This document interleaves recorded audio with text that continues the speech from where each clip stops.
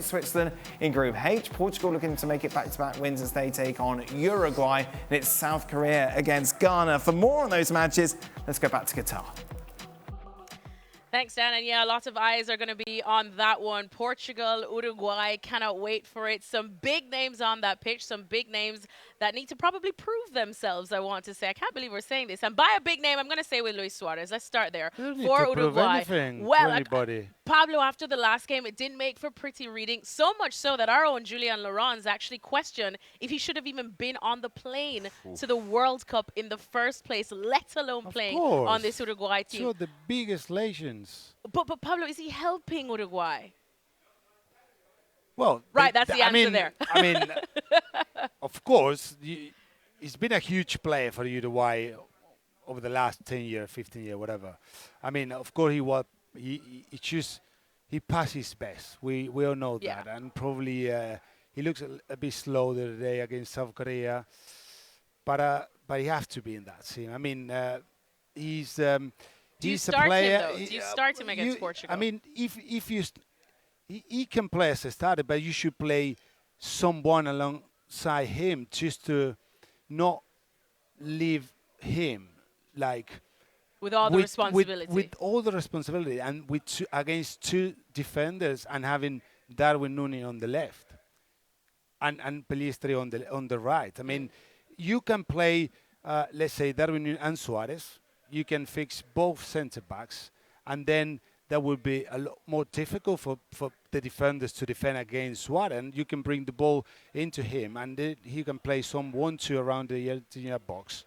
But if you leave him alone outside, of course, he cannot run like he used to be. But for me, he's a legend. Uruguay needs him. It's still same for Cavani. I mean, they can play, both of them can play 45 minutes each.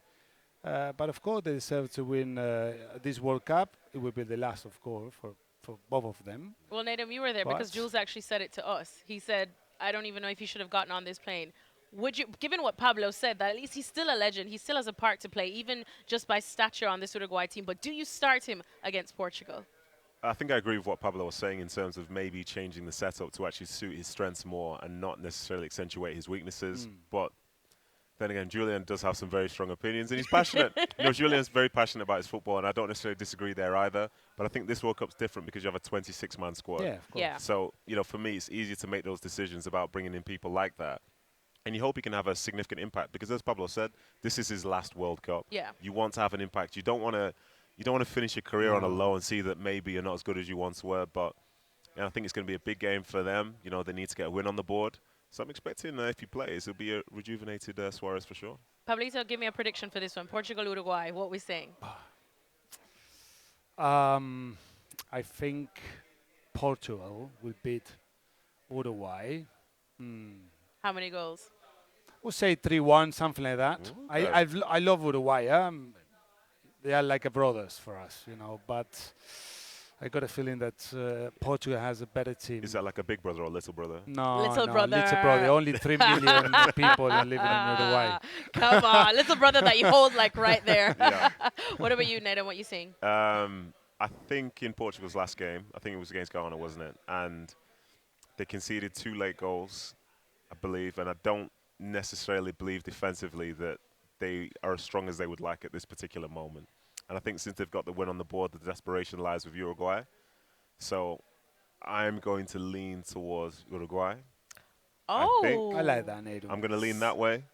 Yeah. They're not a brother to me. They're not a cousin. They're not a friend. Spoiler alert. But I'm going to lean that way and just hope that it's a good game because I'm going to that one. You planning on holidays in Uruguay anytime soon? No. Hey, listen, I'm happy being wrong. I'm more than happy gorgeous. being wrong. I do it all the time. All right. Well, since we're talking about Portugal, Uruguay, let's specifically talk about Portugal. And if we're talking Portugal, we might as well talk about the man, Cristiano Ronaldo. We've been talking about him a lot, and pretty much everybody has, because after that match against Ghana, the penalty that he was awarded and that he took kind of started a debate on whether it was a penalty or not. But best believe a FIFA panel with some experts kind of complimented him. They have now come out and complimented him for the way in which he was able to win the penalty. A certain individual on that FIFA panel actually described it as a stroke of genius, exact words.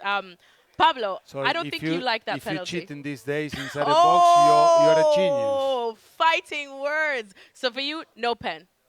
It wasn't a penalty. No. It's not even close. Not Like even anyone close. So sure what's doesn't the have a FIFA free panel You kick. saw that who's working. Yeah, and that panel itself, I'm sure they do have a Yes. significant job, but I think it misses the point. If people are going in the box and they're trying to win penalties, as Pablo said, they're trying to cheat the way into getting a decision.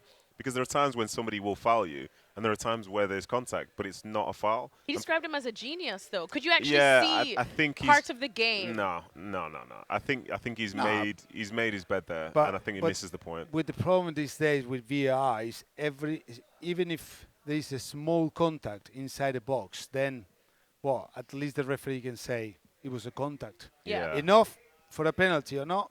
I think the referee in that instance But- saw the contact that came afterwards when Ronaldo Yeah. kicked the other guy, as opposed to the bit which allegedly the penalty was given for, because it's so small. There's no way you're seeing that in real time. And Ronaldo, he's done it. I'm not saying he's dived or anything like that, but I think for the people who are on a panel, who are on a FIFA panel, to say somebody is a genius for doing something Nah, which that's isn't bad. really recommended, I think it kind of misses the point. Thanks so much for watching ESPN on YouTube. And for more sports highlights and analysis, be sure to download the ESPN app. And for premium content and live streaming, subscribe to ESPN Plus.